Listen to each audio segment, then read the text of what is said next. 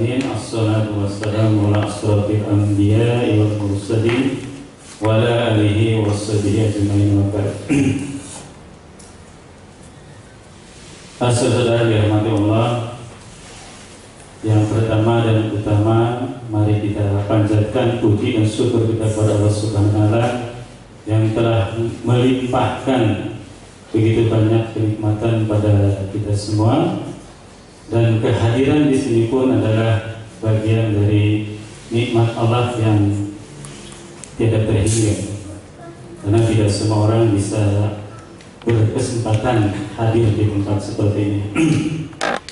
Salawat serta salam semoga terlimpah kepada guru hasanah kita Nabi Muhammad SAW yang kita harapkan syafaatnya di yaumil kiamat, juga kepada para keluarganya, para sahabatnya, para pengikutnya yang setia di zaman. Yang seterusnya kami ucapkan terima kasih kepada saudara yang alhamdulillah bisa menghadiri kajian rutin ini. Semoga kajian ini berjalan lancar dan istiqomah ya. Dan semoga selalu kesehatan dilimpahkan kepada muadzin kita Ustaz Heri Rizki Effendi, karena satu-satunya muadzin di Lampung yang berkaitan dengan syiar. Untuk kajian yang keberapa? Pekan ke-7 ini insya Allah akan membahas kelahiran Nabi Muhammad SAW hingga menikah. Dan untuk selanjutnya mari kita buka majelis ini dengan sama-sama baca basmalah. Bismillahirrahmanirrahim. Dan untuk lebih berkahnya lagi kita mohonkan taujah bani dari Ustaz Nur Hadi.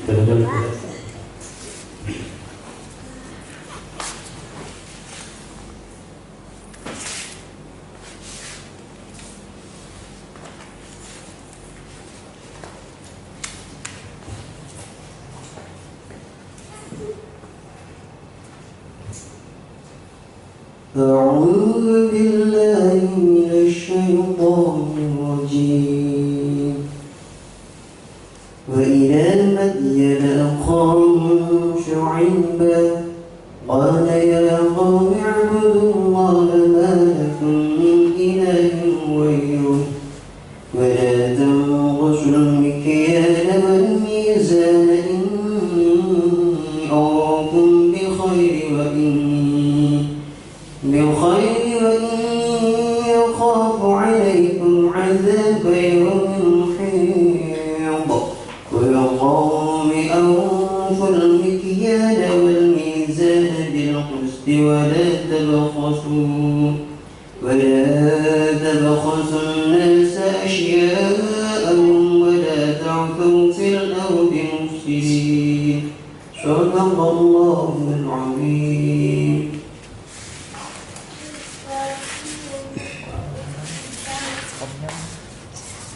Jazakumullah atas tilawahnya. Semoga yang membaca dan mendengarkan mendapat kebaikan yang banyak dari Allah Subhanahu wa taala.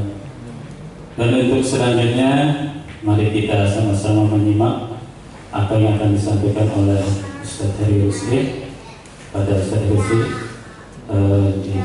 Tapi sebelumnya ada sesi ya, nanti disisihkan waktu sekitar 15 menit untuk untuk diskusi. Enggak, terlalu.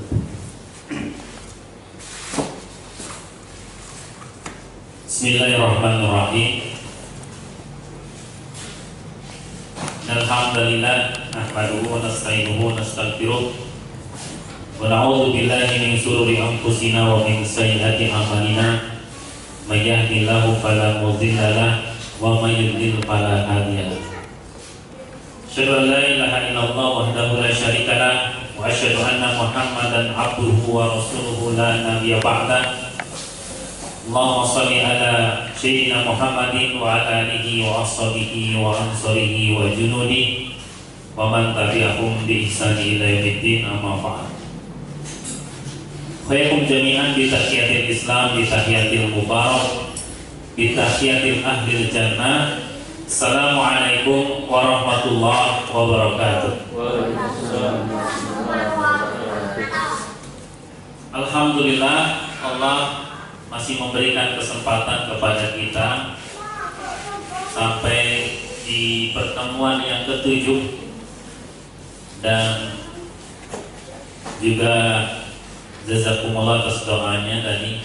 Semoga kita semua diberikan kesehatan oleh Allah dan kita bisa memanfaatkan kesehatan yang merupakan nikmat Allah tersebut untuk berupaya menapaki jejak Rasulullah, namun bukan hanya sekedar pemahaman, tapi betul-betul kita amalkan dalam kehidupan kita sehari-hari. Karena Anda sendiri melihat, terutama pada bulan ini kita memasuki bulan Rabiul Awal, ya, yang di beberapa masjid dan mushola biasanya pengurus PHBI-nya menyelenggarakan acara Maulid Nabi, memperingati hari kelahiran Nabi. Namun kita lihat, ya, fenomena yang ada, pelaksanaan Maulid Nabi yang dilaksanakan sampai tengah malam kadang, ya. Karena kalau kita perhatikan sambutannya juga bisa banyak sekali, ya. Ketua panitia, takmir masjid, kepala desa, siapa lagi? Camat, ya. Kalau levelnya kabupaten, bupati juga ikut sambutan. Jadi muajinya kebagian jam 10:30 biasanya, karena udah habis sama sambutan. Para mustami sudah ngantuk. Selesai hampir jam 12. Fenomena yang kita perhatikan, Maulid Nabi dilaksanakan sampai tengah malam. Waktu besok harinya berkumandang azan subuh, jamaah yang tadi memenuhi masjid, yang sejak maghrib tadi memenuhi masjid sampai tengah malam, tidak nampak sholat subuh berjamaah. Ya, bagaimana kita benar-benar mengatakan akan meneladani Rasulullah kalau sholat subuh berjamaah tidak nampak, ya. Ini yang fenomena yang ada. Jadi Anda sendiri bukan orang yang tidak sepakat dengan Maulid Nabi. Silahkan melakukan Maulid Nabi. Walaupun kalau kita perhatikan, sahabat tidak pernah melaksanakan Maulid Nabi, ya, apalagi Nabi, gitu ya. Nabi juga enggak, sahabat enggak, para khalifah juga enggak ada, para presiden juga enggak ada yang melaksanakan Maulid Nabi.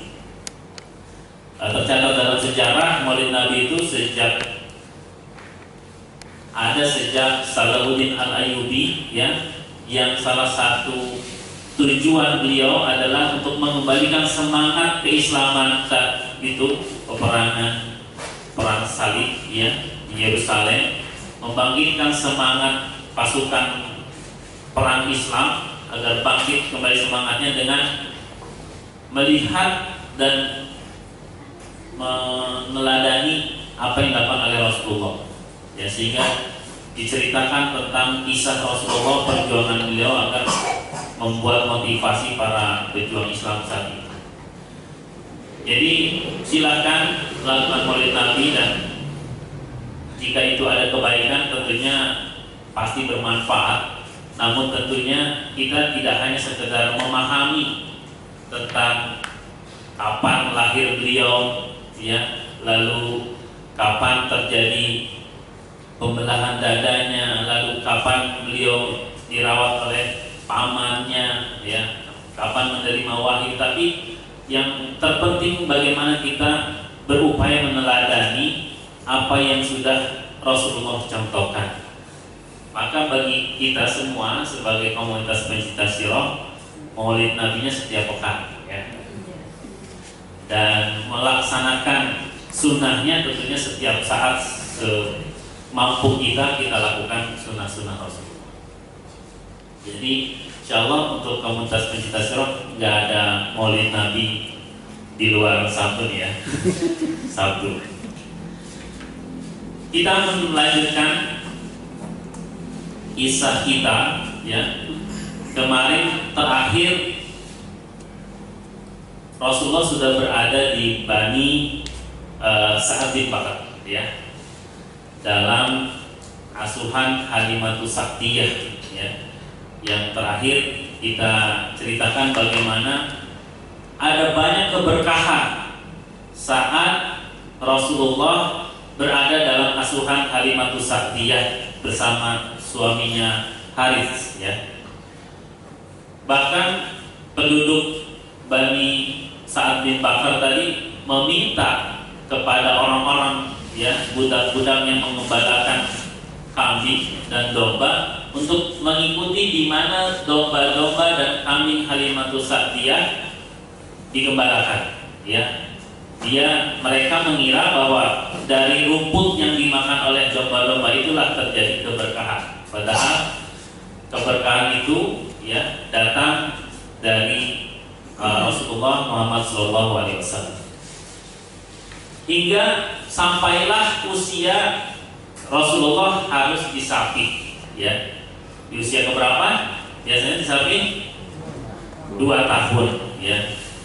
Dan suku Bani Sa'ad bin Bakar ini termasuk suku yang sangat amanah, bisa dipercaya ya.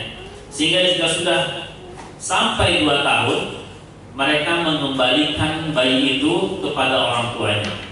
Begitu juga Rasulullah dikembalikan oleh Halimatus Sa'diyah dan suaminya.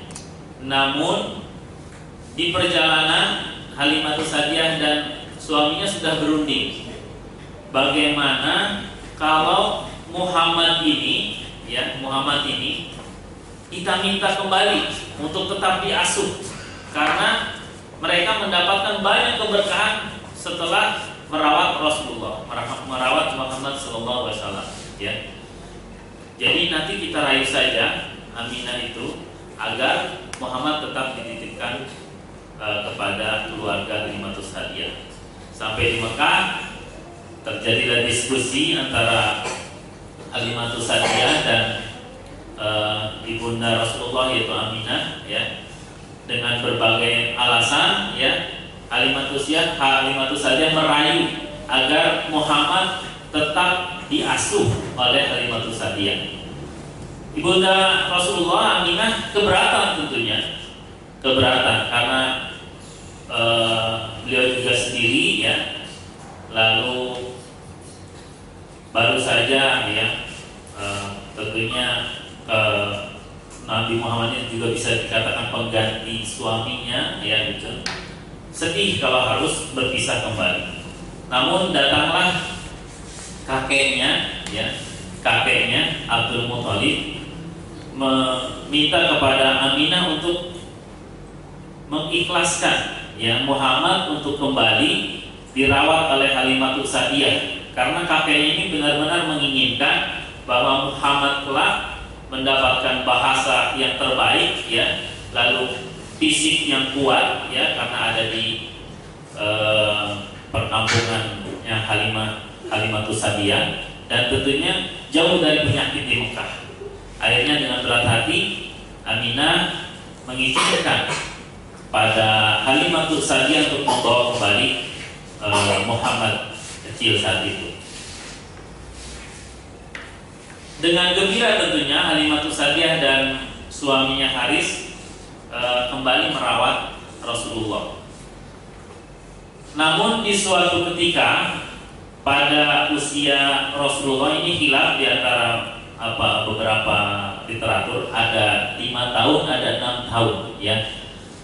Kalau di Rahim Maktum itu 6 tahun. Di usia 6 tahun terjadilah pembelahan dada Rasulullah. Abdullah, kakak susuannya Nabi Muhammad, anaknya Halimatus Sa'diyah, tiba-tiba berlari mencari ibunya. tiba-tiba berlari mencari ibunya, lalu melaporkan kepada ibunya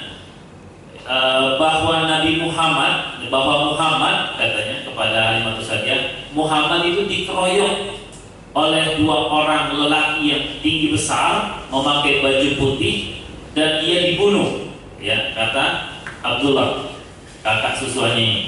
Lalu Halimatus Sa'diyah segera memanggil suaminya untuk mencari kebenaran berita yang dibawa anaknya tadi. Lalu ditunjukkan tempat pembelahan tadi, dan ternyata di sana ada Muhammad kecil dengan wajah yang pucat, ya, wajah yang pucat. Ya, baru saja dioperasi kan, tentunya pucat. Ya. Lalu, iya kan? Lalu kata Haris bertanya kepada Muhammad, apa yang terjadi? Lalu Muhammad kecil menceritakan, ada dua orang laki-laki merebahkan diriku lalu membelah dadaku. Ini juga ada dua pendapat. Pendapat pertama adalah mengeluarkan hati dan mencucinya di air Zam-Zam, ya, mengeluarkan hati dan mencucinya di air Zam-Zam. Tapi pendapat lain, kedua lelaki ini mengambil daging atau darah hitam, ya, dari dadanya lalu dibuang. Ya, ini ada dua versi. Tapi yang versi yang paling populer itu mencuci tadi, ya, mencuci hatinya Rasulullah itu, mengeluarkan bintik-bintik hitam, ya, bibit-bibit kejahatan yang ada dalam hati Rasulullah, dicuci dengan air Zam-Zam, ya, air Zam-Zam yang saat itu air Zam-Zamnya selembut salju dikatakan.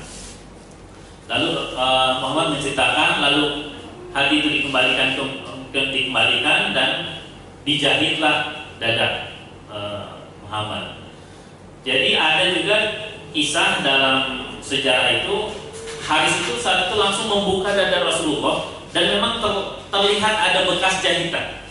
Ada bekas jahitan di dada Rasulullah oleh Haris, ya, suaminya Halimatus Sa'diyah.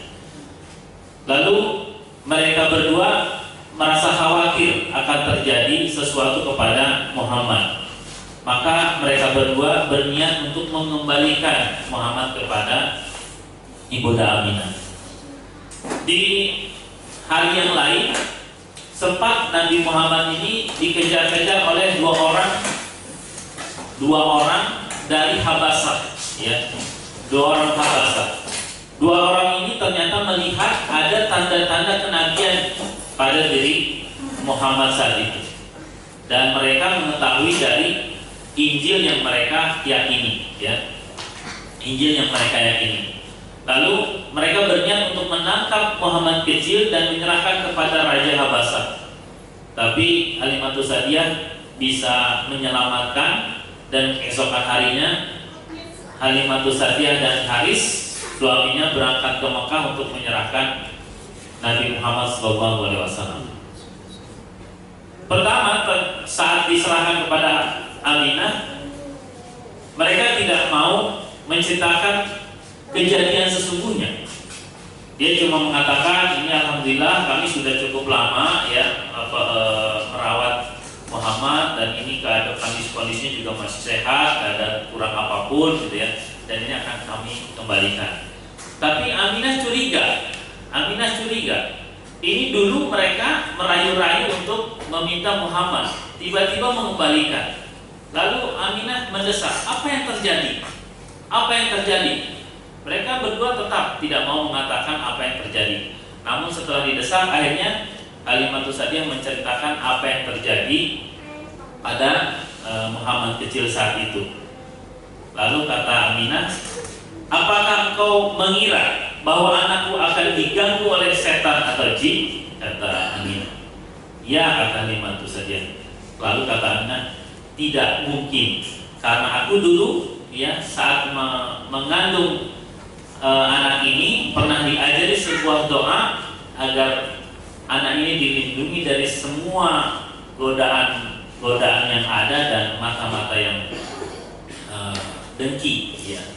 Kita sudah bahas itu, ya. Dan Aminah mengatakan ini tidak mungkin anak ini ada yang menggoda. Namun akhirnya Nabi Muhammad kembali ke pangkuan Ibunda Aminah. Lalu Bunda Aminah mengajak Nabi Muhammad untuk ziarah ke makam ayahnya. Ya, kita tahu Abdullah ayah Nabi Muhammad dikebumikan di mana? Masih ingat? Di Madinah, ya, di Madinah.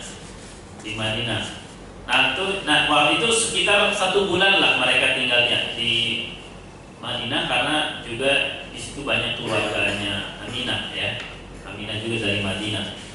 Lalu saat pulang di tengah antara Mekah dan Madinah, ya, di pertengahan jalan antara Mekah dan Madinah, nama tempatnya itu adalah Rabwah, ya. Tapi dalam buku lain disebut Abwa, ya. Rabwah di salah satu tempat namanya Rabwah. Ibunda Rasulullah Aminah sakit dan wafat, ya. Wafat. Dan saat itu Aminah bersama Rasulullah juga bersama pembantunya. Siapa namanya pembantunya, masih ingat? Ummu Aiman. Pak Iwan luar biasa. Doorpresnya dong. Itu ada Pak Doorpres. Ummu Aiman, ya. Lalu akhirnya Aminah dikebumikan di Rabwa tadi, ya. Perjalanan antara Mekah dan Madinah di pertengahan, dan akhirnya kembali ke Mekah. Ini ada satu hadis, ya, yang ini juga perlu kita pahami bersama untuk meluruskan, ya, pemahaman kita tentang Ibunda Aminah, ya, Ibunda Rasulullah dan ayahnya, ya. Ada sebuah hadis tentang kondisi Ibunda Rasulullah dan ayahnya. Kita bahas dulu tentang Ibunda Aminah, ya. Ada sebuah hadis Nabi Muhammad SAW pergi berziarah ke kubur ibundanya, berarti di Rabwah tadi, ya. Ini setelah beliau sudah menjadi Rasul, ya. Pergi berziarah ke kubur ibundanya di Rabwah. Lalu beliau menangis sehingga membuat orang-orang yang di sekitarnya ikut menangis pula. Beliau berkata, saya telah meminta kepada Rabbku agar saya diizinkan untuk memohon ampun baginya, ya. Namun Allah tidak mengizinkan. Saya meminta kepadanya, maksudnya kepada Allah, agar saya diizinkan untuk menziarahi kuburnya, dan Allah mengizinkan. Jadi dari hadis ini, ya, kita bisa katakan bahwa Rasulullah memintakan ampunan untuk ibundanya, Allah tidak mengizinkan. Berarti ibundanya itu wafat dalam keadaan kafir, ya, dalam keadaan kafir. Dan ini kita nggak perlu terlalu heran gitu dengan kondisi ini, karena biasa, ya. Kemarin juga Mas Budi pernah menanyakan tentang ayahnya Ibrahim, Ishak, ya. Dia juga kafir. Jadi biasalah Nabi itu yang orang tuanya kafir, terus bahkan anaknya, istrinya, ya. Kalau Lut kita tahu istrinya kafir, ya. Nabi Nuh anaknya, istrinya juga, itu biasa dalam sejarah, itu biasa. Jadi ini juga harus meluruskan pemahaman kita bahwa ibunda Rasulullah dengan dasar hadis ini, Rasulullah meminta ampun dan tidak mengizinkannya. Bahkan Abdullah, ya, ayahnya Rasulullah pun demikian. Ini juga ada hadisnya. Ini kenapa Anda sampaikan untuk meluruskan pemahaman kita selama ini, ya. Jadi pernah suatu ketika para sahabat itu bertanya kepada Rasulullah, padahal wahyu itu belum turun. Jadi nggak sabar bertanya tentang suatu perkara. Sampai pertanyaan itu mendesak Rasulullah. Lalu Rasulullah dengan marah naik ke mimbar dan mengumpulkan semua sahabat. Jadi kata Rasulullah, silakan sekarang kalian sambil marah, Silakan kalian sekarang bertanya dan akan aku jawab. Setelah itu kalian jangan nanya-nanya lagi kecuali wahyu sudah turun. Gitu ya. Para sahabat yang paham kemarahan beliau itu semua terdiam. Tapi ada seorang sahabat yang tiba-tiba bertanya kepada Rasulullah. Seorang lelaki bertanya kepada Rasul, "Wahai Rasulullah, di manakah ayahku berada?" Pertanyaan yang aneh. Ayahnya mati dalam keadaan jahiliyah dan dia bertanya kepada Rasulullah, "Wahai Rasulullah, di manakah ayahku berada?" Lalu Nabi menjawab, "Di dalam neraka." Sahabat ini kecewa dengan jawaban Rasulullah, lalu dia pergi. Lalu kata Rasulullah, sahabat ini diminta untuk datang lagi, panggil sahabat tersebut, panggil bulan, dipanggil. Lalu Rasulullah berkata, "Sesungguhnya ayahku dan ayahmu berada dalam neraka." Ini hadis riwayatnya Muslim, ya, hadis riwayat Muslim. Kalau yang tadi juga hadis riwayat Muslim yang nanti. Jadi bahkan dengan perkataan ayahku dan ayahmu juga di neraka. Nah, ini dasar hadis ini yang menjadi pegangan bahwa Abdullah juga dalam keadaan kafir saat meninggal. Karena saat itu hampir orang-orang Quraisy itu semua berada dalam kekafiran, ya, kecuali beberapa orang saja. Nanti ada yang beberapa orang. Salah satunya adalah seorang pendeta Nasrani, Waraqah bin Naufal. Ini adalah yang sama sekali tidak pernah menyembah berhala. Sementara yang lainnya, apalagi keturunan Abdul Muthalib itu semua penyembah berhala, gitu ya. Nah, ini juga harus menjadi membuka wawasan kita tentang hadis ini.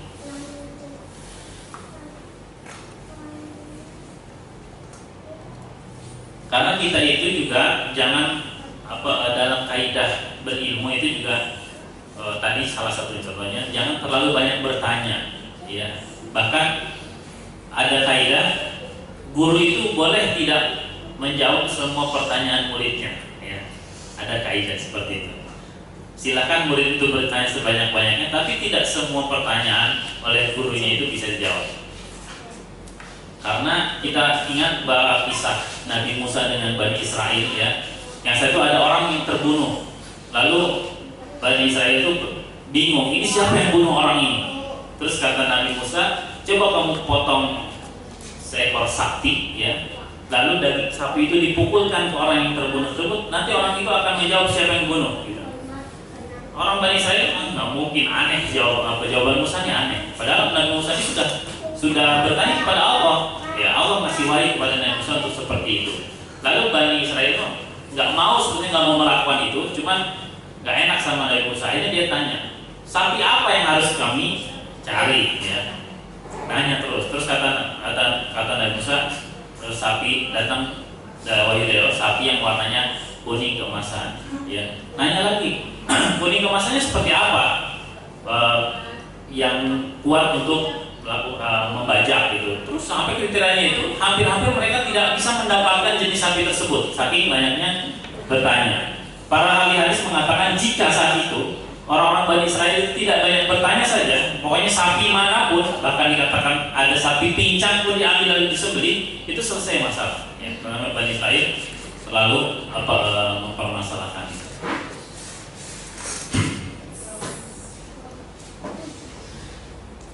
Sehingga pada usia tadi 6 tahun ibunda Rasulullah wafat, ya. Lalu berpindahlah pemeliharaan Nabi Muhammad SAW dari ibunya kepada kakeknya langsung, ya. Kakeknya langsung, saat itu kakeknya menjadi raja di Mekah, Abdul Muthalib. Namun hampir semua keluarga Abdul Muthalib, ya, kakeknya Rasulullah dan anak-anaknya, hampir semuanya hidup pas-pasan.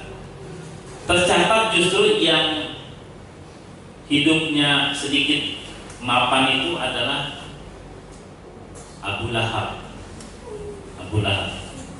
Hampir semuanya hidup pas-pasan, ya. Kenapa penyebabnya? Karena Abdul Muthalib ini orang yang sangat dermawan. Karena kan kita ingat bahwa ada Abdul Dar dan Abdul Manaf, masih ingat kan? Abdul Manaf ini kebagian tugas untuk menjamu orang-orang yang berhaji ke Mekah. Nah, Abdul Muthalib ini salah satu yang menjalankan itu. Jadi hartanya itu dipakai menjamu orang-orang yang datang berhaji ke Mekah, sehingga hartanya itu habis untuk menjamu orang lain, ya. Kalau karena apa karomnya, ya kemuliaannya. Dia miskinnya itu karena kemuliaannya. Setiap ada harta dibagikan kepada orang yang datang ke Mekah untuk melaksanakan ibadah haji. Nah, ini juga sebagai bagian dari pendidikan Rasulullah, ya. Rasulullah itu kemana-mana selalu ikut kakeknya, Dia sudah tahu bagaimana kakeknya berinteraksi dengan para pembesar Quraisy, bagaimana melayani tamu. Rasulullah sudah belajar sejak umur 8 tahun sudah belajar, ya, 6 tahun sampai 8 tahun sudah belajar tentang bagaimana melayani tamu-tamu Allah saat itu. Dan tentunya Rasulullah juga belajar kepemimpinan selama dari 6 tahun sampai 8 tahun, karena akhirnya kakeknya itu meninggal di usia Rasulullah 8 tahun, ya. Bahkan suatu ketika pernah di Mekah itu ada satu kursi khusus, kursi ini untuk Abdul Muthalib, singgah sana lah kalau kerajaan. Ada satu dipan, satu kursi, yaitu tidak boleh ada orang yang duduk kecuali Abdul Muthalib. Suatu ketika Rasulullah datang duluan dan Abdul Muthalib belum datang. Tiba-tiba Rasulullah duduk di kursi tersebut. Lalu paman-pamannya mencegah. Ini kursi khusus Abdul Muthalib mau menangkap, tapi nggak berani karena ini ada di bawah lindungan paman. Tiba-tiba ada di bawah lindungan kakeknya. Tiba-tiba datang Abdul Muthalib. Abdul Muthalib mengatakan biarkan, karena dia suatu saat ini akan mendapat amanah yang besar, mendapat keputusan yang besar. Itu dibiarkan dan dibiarkan duduk bersama Abdul Muthalib, ya. Dan kakeknya Abdul Muthalib meninggal di usia Rasulullah 8 tahun. Sebelum Abdul Muthalib wafat, Abdul Muthalib sempat mengumpulkan anak-anaknya, mengatakan jika aku wafat nanti, ya, siapa yang akan mengurusi Muhammad? Lalu paman-pamannya tadi semua berebut. Bahkan Abu Lahab yang telah memusuhi Nabi, itu juga orang yang memaksa kepada Abdul Muthalib agar Muhammad ini ikut dengan dirinya. Dia bilang, saya ini anaknya nggak banyak, harta saya juga banyak, tapi harta saya banyak, saya bisa menghidupi Muhammad. Tapi dia berdebat dengan Abu Thalib, ya. Abu Thalib juga memaksa untuk merawat Muhammad saat itu. Apalagi Abu Lahab ini membandingkan dengan Abu Thalib. Abu Thalib ini orang anaknya banyak dan hidup miskin. Gimana dia mau memelihara Muhammad? Tapi karena memang secara kepemimpinan yang sudah terlihat oleh Abdul Muthalib adalah Abu Thalib, akhirnya Muhammad diserahkan kepada Abu Thalib, ya, wasiatnya sebelum beliau wafat. Hingga akhirnya Abdul Muthalib itu wafat dan pengasuhan berpindah kepada Abu Thalib. Seperti dikatakan oleh Abu Lahab tadi, Abu Thalib ini adalah miskin, anaknya banyak, dan pekerjaannya pengembala kambing.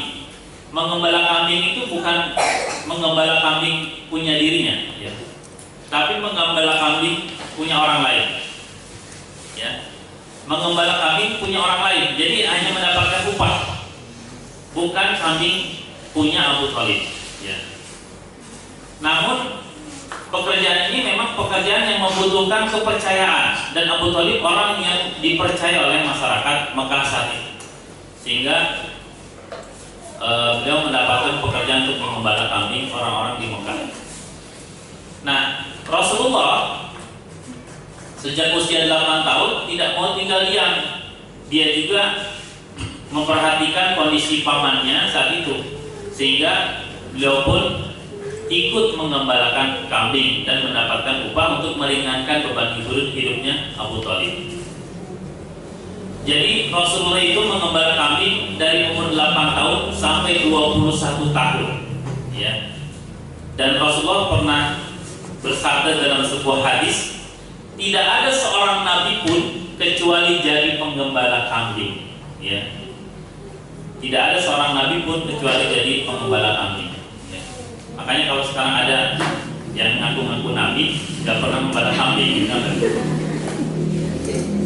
Karena gembala itu harus orang yang dapat dipercaya. Hampir semua nabi, ya, kata Rasul, tidak ada seorang nabi pun kecuali jadi penggembala kambing. Dan kita tahu Allah itu mengutus sekitar 124.000 nabi, 124.000 nabi bumi ini, nabi, ya, dan sekitar 313 rasul, ya. Apa bedanya nabi dan rasul?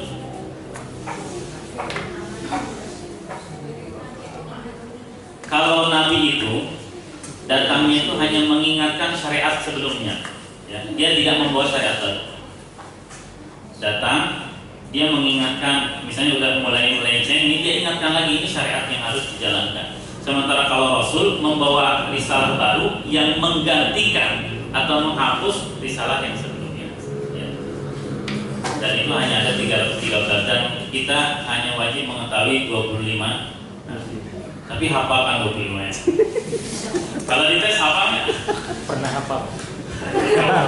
UTC Pak ya. Penghafal ya. Ulama hadis membahas tentang kenapa Nabi itu harus menggembala kambing, nggak menggembala kerbau atau beternak ayam, ya, tapi harus kambing, ya. Jadi ulama hadis membahas karena ada hikmah-hikmah tersendiri. Yang pertama dikatakan karena penggembala kambing ini berkaitan dengan amanah, ya, orang amanah atau tidak itu dari terlihat bagaimana dalam menjalankan tugasnya sebagai penggembala, ya. Yang berikutnya, kambing ini, ya, saat menggembala kambing itu para penggembala memiliki pandangan yang luas, ya, wawasan yang luas, kan di padang rumput seperti itu, ya. Nah, ini bisa mempengaruhi pola pikir, kebijakan, ya. Dan juga kenapa kambing? Karena kambing itu ya satu-satunya binatang yang dikatakan ini binatang makanannya umat Islam, ya. Kenapa dikatakan makanan umat Islam? Akikah harus kambing, ya, nggak boleh sapi, kan. Terus kurban juga afdalnya kambing. Maka hari kurban itu termasuk hari tasriknya adalah hari makan-makannya umat Islam, yaitu makan kambing. Jadi nggak ada mengandung kolesterol, ya, kambing, ya. Itu kalau ada orang yang ngomong kambing mengandung kolesterol, fitnah, fitnah, ya.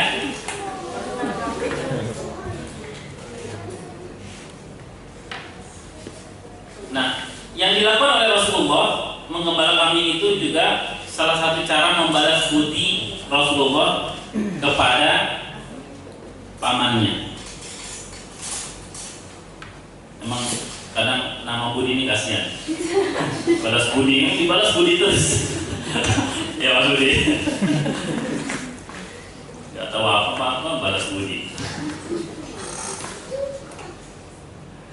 Itu, ya. Yang kedua adalah untuk mencari nafkah, karena ini perbedaan laki-laki dan perempuan, ya. Kewajiban orang tua, ya, ini juga Anda baru dapatkan. Kewajiban orang tua untuk memberikan nafkah anaknya itu beda antara laki-laki dan perempuan. Kalau anak laki-laki, kewajiban orang tua memberi nafkah itu sampai anak itu balik. Setelah balik, itu sudah bukan tanggungan orang tua untuk mencari nafkah. Jadi anak itu harus nyari nafkah sendiri, ya, sejak balik. Makanya dari kecil tuh harus diajarin wirausaha, donat, ya. Sementara perempuan itu menjadi tanggungan kedua orang tuanya sampai dia menikah dan akhirnya ditanggung oleh suaminya. Makanya perempuan jangan iri kalau warisannya hanya satu, laki-laki dua. Karena wanita itu dalam kondisi aman. Ya, sebelumnya ditanggung orang tuanya. Lepas dari orang tua nikah itu ditanggung oleh suami, kondisinya aman. Sementara laki-laki ya aman. Sementara laki-laki setelah balik ya nggak ada yang nanggung lagi. Orang tuanya nggak punya kewajiban untuk nanggung. Terserah dia mau hidup atau enggak gitu. Walaupun sekarang sih nggak ada yang seperti itu ya. Silakan. Saya udah nggak punya kewajiban ngasih nafkah. Sehingga gitu. Apa warisannya? Laki-laki itu 2, perempuan itu 1 perbandingannya. Ya. Oh yang 2 juga dikasih ke yang 1 juga ya gitu. Ya kan ya. Dapat 2 juga tetap buat istri kita kan. Jadi tenanglah perempuan itu. Dan ini juga dalam rentang waktu 8 sampai 21 tahun Rasulullah dalam pengembalaannya itu sering bertafakur, ya, bertafakur, merenung, sehingga sampai Rasulullah sebelum diangkat sebagai Rasul, ya, tidak ada keinginannya untuk menyembah berhala, ya, bahkan sangat membenci berhala saat itu, ya. Padahal kakeknya penyembah berhala, gitu, tapi tidak sedikit pun punya keinginan untuk menyembah berhala. Nah, di umur 12 tahun, ini kisah penting juga. Di umur 12 tahun, Abu Thalib akan melakukan perniagaan ke Syam, ya. Apa? Kalau jenjang karir saat itu biasanya orang itu dari gembala kambing, terus nabung, punya uang, dia akhirnya berniaga ke Syam. Itu jenjang karirnya seperti itu, ya. Di kita juga kan ada jenjang karir. Masing-masing kan punya jenjang karir lah. Tadinya misalnya jualan di pinggir jalan, terus buka toko dan sebagainya. Kalau ini biasanya mengembala dulu, punya uang, nabung, terus dia berangkat berniaga. Nah, di usia Rasulullah 12 tahun Abu Thalib akan berniaga ke Syam. Saat itu Rasulullah ngikutin Abu Thalib ini kemanapun, dia merengek-rengek untuk ikut ke Syam. Dan tidak pernah sebelumnya Rasulullah naik seperti itu, sampai dikatakan memegang baju Abu Thalib kemanapun Abu Thalib pergi.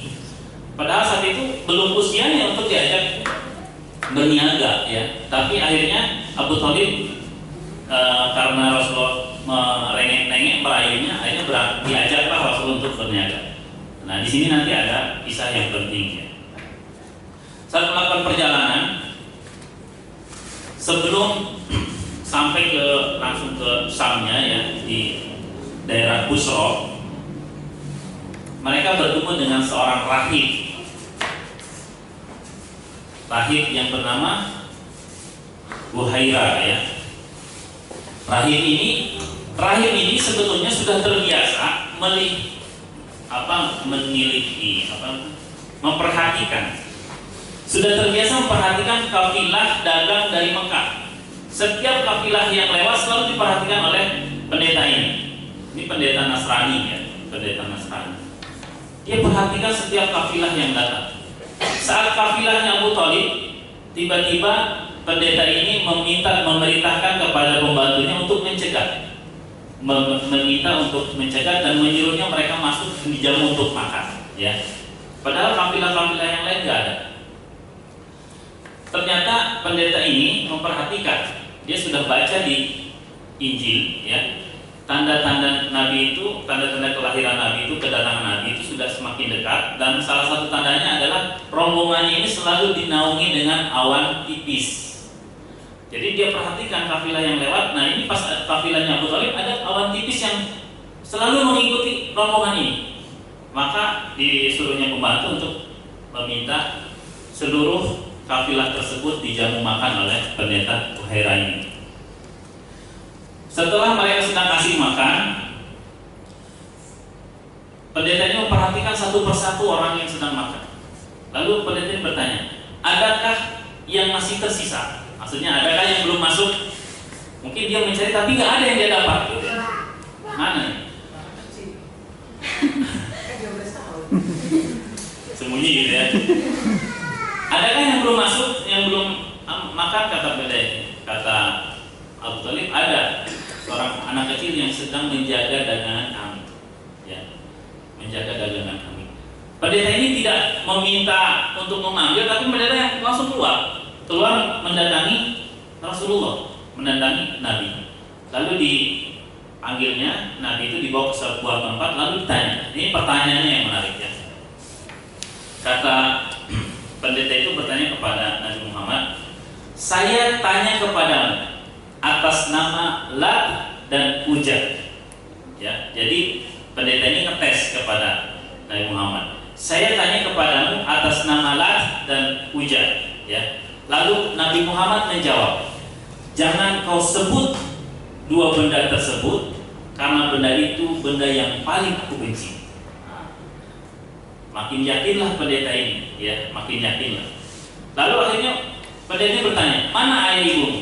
Mana ayahmu? Ayahku sudah meninggal. Ibuku juga sudah meninggal, kata Rasulullah.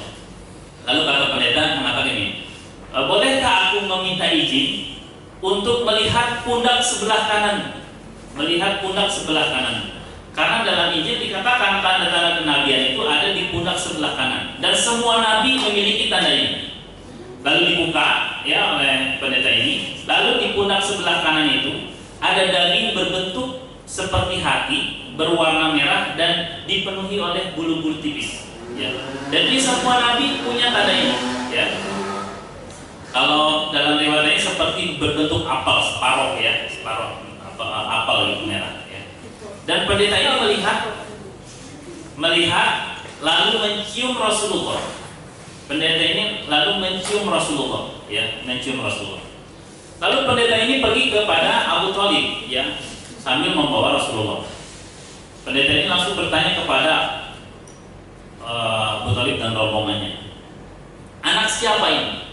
Lalu kata Abu Thalib, anakku, kata Abu Thalib. Terus kata pendeta, bohong. Ayahnya, kata pendeta, ayahnya sudah meninggal saat anak ini berusia 6 bulan di kandungan ibunya, dan ibunya sudah meninggal saat anak ini berusia 6 tahun. Hafal Abu Thalib.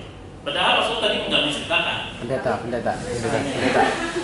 ya. Padahal Rasul tadi tidak bercerita kepada pendeta, ya. Tapi pendeta itu hafal kapan wafat ayah Abdullah dan Aminah, dan itu ada diceritakan dalam Injil, ya. Lalu kata pendeta tersebut berkata kepada Abu Thalib, anakmu ini akan menjadi nabi. Sudah dikatakan oleh pendeta, anakmu ini akan menjadi nabi. Aku sarankan kalian untuk pulang, karena jika ya pendeta-pendeta atau orang-orang Yahudi itu tahu akan keberadaan nabi yang datang dari Mekah, mereka akan membunuhnya. Ya, kita sudah bahas kenapa Yahudi itu sangat berkeinginan membunuh Rasulullah, karena hanya fanatisme, ya. Mereka menginginkan bahwa Nabi terakhir itu dari keturunan orang-orang Yahudi, ya. Ternyata yang datang adalah Nabi Muhammad dari ibunya Ismail, yaitu Hajar. Ya. Nah, saat sudah ada di Mekah, jadi nggak jadi itu Abu Thalib, karena sudah diperingatkan oleh perintahnya kembali ke Mekah. Suatu ketika di Mekah, pernah Abu Thalib itu membawa Rasulullah ke peramal, karena saat itu orang-orang sakti, yaitu orang-orang peramal itu orang-orang sakti. Jadi kita sempat cerita bagaimana peramal itu bisa mendapatkan informasi 100% saat itu, kan tidak ada yang menghalang-halangi saat itu. Mereka mencuri berita dari langit, ya. Dia bawa kepada seorang peramal yang paling hebat, ya. Karena terbiasa peramal itu datang ke kota Mekah menawarkan jasa, ya, jasa ramalan, ya. Siapa mau diramal itu datang kasih duit. Lalu datang Abu Thalib. Saat peramal itu melihat Muhammad, ya, Rasulullah, dia langsung kaget. Dia langsung kaget. Setelah kaget kata peramal ini, kamu tunggu sebentar. Lalu dia pergi.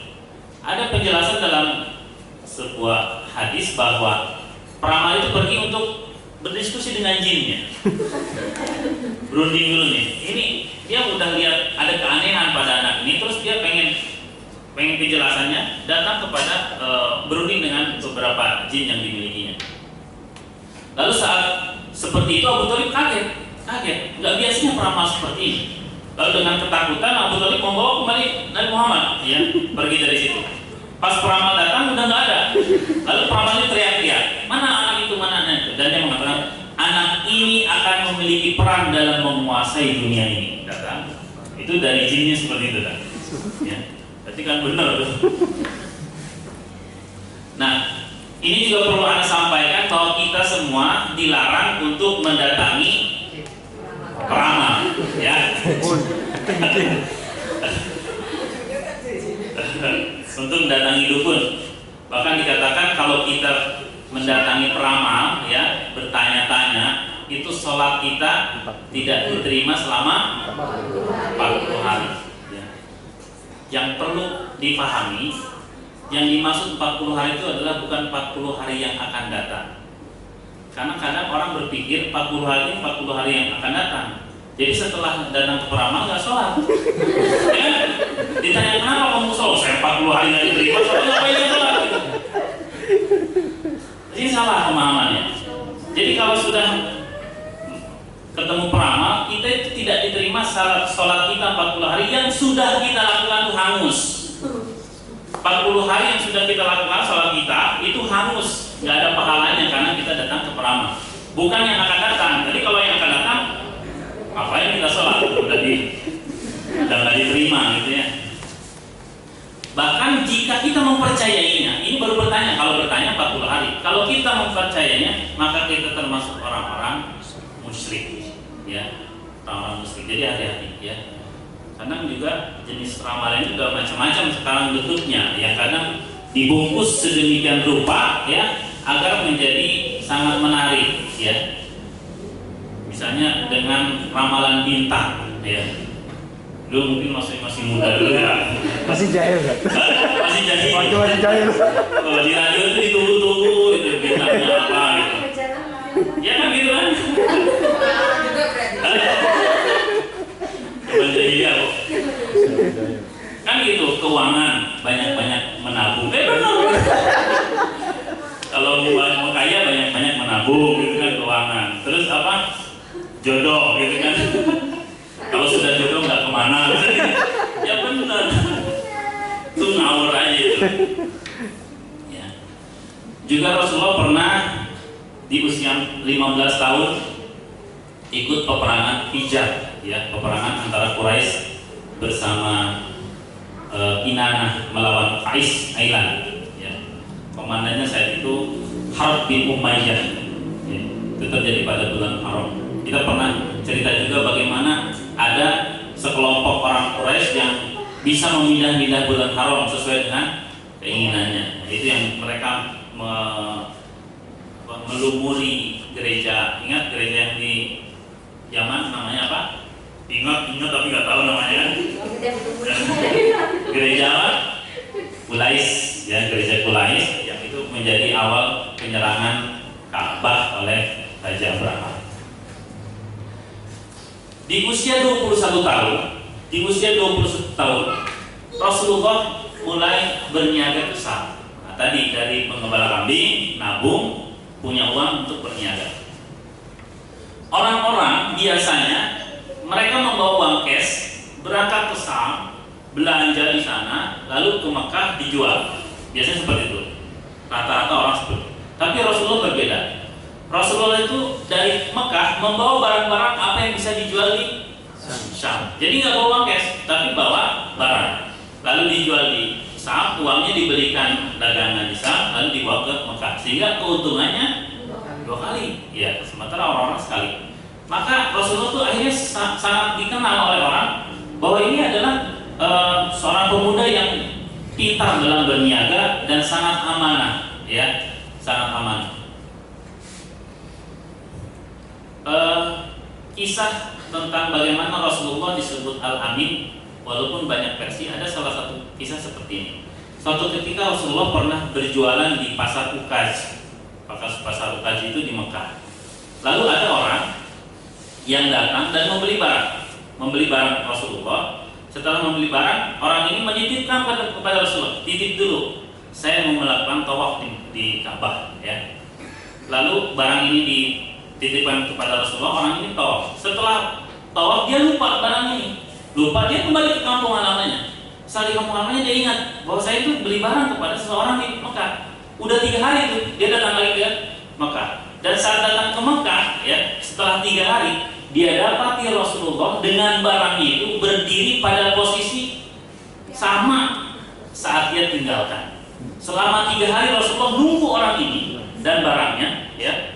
Saking amanahnya terhadap barang ini, Rasulullah menunggu barang ini, ya. Karena Rasulullah nggak tahu kapan orang ini akan mengambil barangnya, gitu ya. Dia hanya titip dulu, saya mau tawaf. Sampai 3 hari datang, ternyata. Nah, dari situlah orang-orang menjuluki Rasulullah orang yang dapat dipercaya. Walaupun banyak versi lain yang menyebabkan Rasulullah disebut Al-Amin. Nah, ini sedikit lagi Pak Iwan. Ya. Ini saat kita akan ini endingnya nih, bertemu dengan Khadijah. Ya. Bertemu dengan Khadijah. Jadi sudah dikenal dulu Rasulullah ini orang yang pintar dalam berniaga dan dapat dipercaya.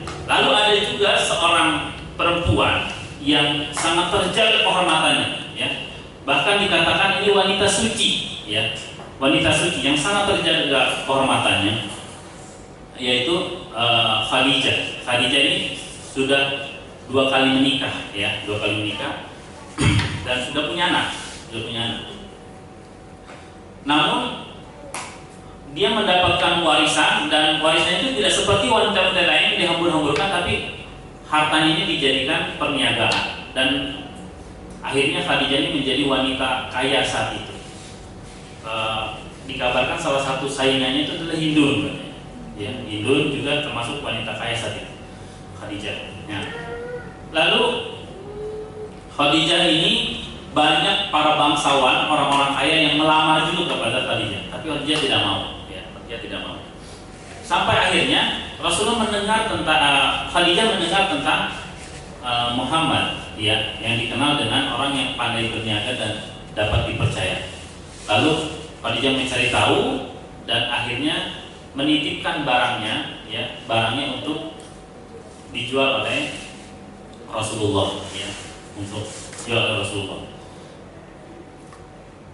Saat barang-barang ini dibawa oleh Rasulullah, Khadijah itu menyertakan salah satu pembantunya, ya, namanya Maisarah, laki-laki nih, ya, Maisarah laki-laki disertakan. Dan Khadijah sudah berpesan kepada Maisarah ini, tolong perhatikan setiap apa yang dilakukan oleh Muhammad dan ikuti semua petunjuknya, kata Khadijah.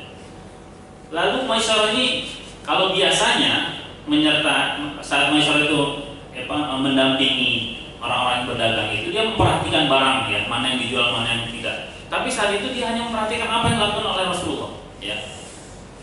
Dan setelah kembali, ya, karena perjalanan ke Syam pulang pergi itu mereka bisa memakan waktu 2-3 bulan, ya, 2-3 bulan baru kembali lagi ke Mekah. Maka Maisarah melaporkan kepada Khadijah, ya, dan mengatakan semua tentang kebaikan Muhammad saat itu. Bahkan dikatakan di setiap kami itu berhenti, aku melihat seolah-olah pohon ini merunduk kepadanya, gitu, ya. Pohon yang ada itu seolah merunduk kepada Muhammad. Dan kemanapun kami pergi, kami selalu dilindungi oleh awan tipis, ya. Dan Muhammad ini sangat memperhatikan karena saat itu rombongan itu kalau udah berangkat itu bisa ratusan unta, ya, ratusan unta. Jadi Rasulullah saat pemimpinnya, tapi banyak orang-orang yang dibawa saat itu. Bahkan ada tim khusus yang mengawal barang ini untuk menghindari dari para perampok, ya. Menceritakan semua tentang kebaikan. Lalu Khadijah menyuruh kepada ada dua pendapat. Yang pertama meminta kepada masyarakat untuk menanyakan kepada Nabi Muhammad, maukah menikah dengan Khadijah? Luar biasa. Yang nawarinnya, padahal para bangsawan melamar Khadijah tolak, tapi lihat, karena keuntungan juga luar biasa itu, bisa 2-3 kali lipat keuntungan yang diterima oleh Khadijah. Menanyakan kepada Muhammad, maukah menikah? Kisah lain ada, Khadijah itu meminta kepada temannya, ya, temannya untuk menanyakan kepada Nabi Muhammad. Nah, saat Maisarah bertanya kepada Nabi Muhammad, ada ini ucapan Muhammad, ada ketidakpedean saat itu, ya, ketidakpedean Rasulullah saat akan menikah dengan Khadijah. Apa yang aku miliki gitu, ya jauh lah dibanding harta dengan Khadijah. Lalu kata Maisarah mengatakan, maukah engkau menikah dengan seorang perempuan yang tidak mempedulikan harta, tidak mempedulikan jabatanmu, tapi mempedulikan akhlakmu? Lalu kata Rasulullah, aku bersedia untuk menikah dengan Khadijah. Lalu Rasulullah menikah di usia 25 tahun dan Khadijah di usia 40 tahun. Walaupun banyak khilaf nih, ada yang Khadijah dikatakan 38, ada yang mengatakan 35, ya. Tapi yang paling maksur, ya, yang paling dikenal adalah di usia 40 tahun. Dan Allah berikan kekuatan kepada Khadijah untuk bisa melahirkan 6 orang anak, ya, 6 orang anak. Siapa saja? Berurut. Ya. Berurut, Bu. Qasim, Abdullah, Zainab, Ruqayyah.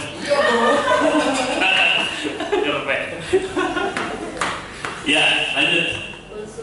Kulsum. Terakhir Fatimah. Siapa saja di antara anak Rasulullah, ya, anak Rasulullah yang wafat sebelum Rasulullah wafat? Yang bukan Qasim dan Abdullah. Salah. Semua anak Rasulullah itu wafat sebelum Rasulullah wafat kecuali Fatimah. Jadi bukan laki-lakinya, semuanya itu, ya. Sampai Ruqayyah, Ummu Kulsum, Zainab juga meninggal sebelum Rasulullah wafat, ya. Bukan sebelum Rasulullah diangkat Nabi, ya. Nah, saat itu terjadilah pernikahan, ya, pernikahan antara seorang yang dijuluki dengan Al-Amin, pemuda tampan dengan julukan Al-Amin, dengan wanita suci, ya, wanita kaya, terpandang dan suci, ya. Dan mahar Rasulullah saat itu adalah 20 unta, ya. 20 unta kalau sekarang satu unta itu kurang lebih 20 juta lah, ya. Berarti berapa tuh? 400 juta. Ya. Itu Rasulullah. Jadi ini sebetulnya menolak pemikiran orientalis yang mengatakan bahwa Rasulullah itu menikah dengan Khadijah hanya untuk mendapatkan hartanya. Saat itu Rasulullah, ini mas kawinnya loh, 400 juta itu mas kawinnya, belum jujurannya. Iya, beda, Bu, beda. Mas kawinnya yang diserahkan saat akad nikah ini loh, 400 juta dibungkus gitu ya. Biasanya kan dibentuk-bentuk ya.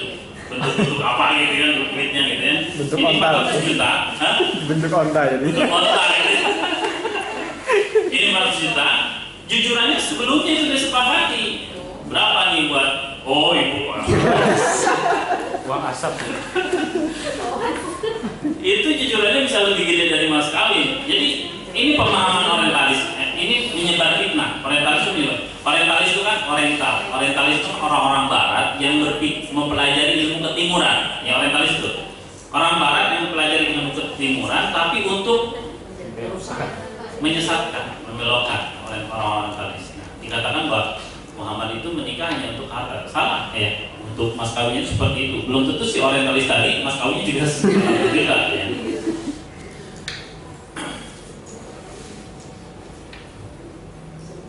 Ini juga menjadi semua orang saat itu, saat pernikahan Muhammad dan Khadijah, semua orang sepakat bahwa ini adalah pasangan yang cocok, gitu. Saat itu orang sepakat saat Rasulullah bertemu dengan Khadijah, ini pasangan yang cocok, yang ideal. Karena Khadijah sekian banyak lelaki yang ditolaknya, ya, dan ini ada pemuda yang dapat dipercaya. Dan selanjutnya dalam setelah menikah pun Rasulullah masih melakukan perniagaan terhadap hartanya Khadijah. Dan itu dikatakan bahwa perhitungannya tetap bahwa ini adalah hartanya Khadijah, keuntungannya tetap diberikan kepada Khadijah ya. Jadi harta Khadijah ya harta Khadijah ya. Rasulullah punya kewajiban pada Khadijah tetap dipenuhi. Jadi gimana hartaku? Hartamu gimana? Hartamu? itu kalau ibu gitu ya.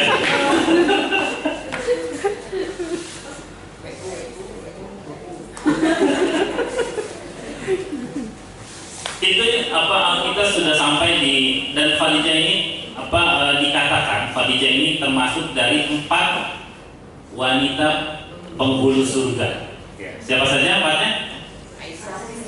Dari Khadijah dulu ya. Khadijah binti Khuwailid. Terus Asia binti abahnya. Maryam binti Imran. Satu lagi Fatimah binti Muhammad. Dicari ya Bu.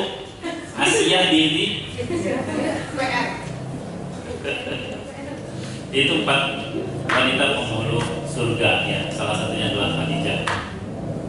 Demikian ada waktu 5 menit 6 menit ya, mohon maaf 10 menit 7 menit terambil. Silakan kalau ada yang kita diskusikan. Pak.